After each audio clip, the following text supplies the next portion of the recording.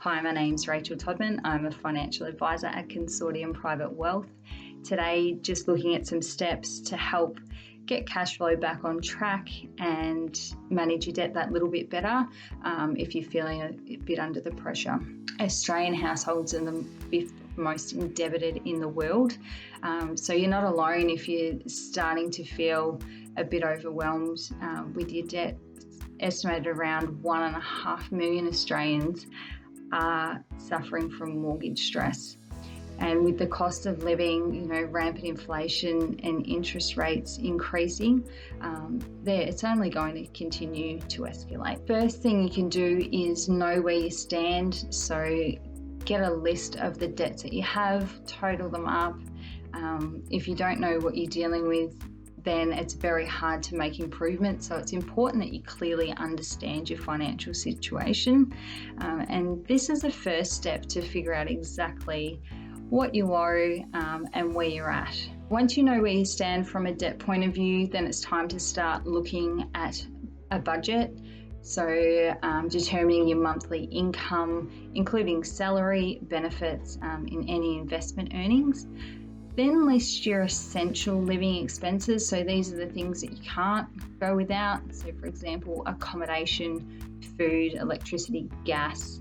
And then identify your non-essential expenses. So things that you can live without as much as you love having them in your life. Once you've worked out these things, then you can start to look at what you're left with and then utilize these funds to further reduce your debt if possible. And there's lots of budgeting tools that can help you with this on the Money Smart website. So utilize and lean on them where you can as well. Next step is prioritize your debt. So figure out which debts are most critical and pay those first. So this might include your mortgage repayments, your council rates, taxes, utility bills. And if you genuinely can't afford to pay these, then have a chat to your bank or service provider and see if you can put through a financial hardship request. If you're open about where you're at, people are more likely to help you and come up with a plan. Avoid bad debt. So once you begin to pay off your loans, don't fall in the trap of taking on further debt. Especially take care not to go into bad debt. So your good debt is for things like your home and things that can create wealth or an income stream, whereas your bad debt is your non-essential items and things that you can live without. So that could include going on overseas holidays or certain entertainment expenses as well. Once you're on top of your debt obligations, you can start look at utilising some of your surplus income to generate an emergency savings fund. So if you're a homeowner, then a good way that you could do this is to request a redraw facility on your home loan.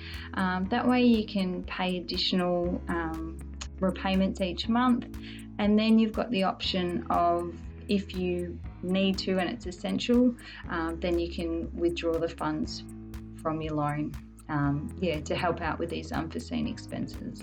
Last step, seek help if you need it. So don't be afraid to ask for help.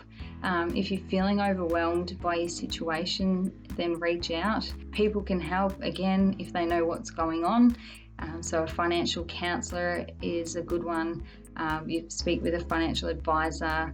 There's the National Debt Helpline. There's lots of resources out there and people that are willing to help. So try not to get too overwhelmed. And take care of your family and your mental health, because financial stress will certainly wreak havoc on all of those. So all right, thanks for listening and take care.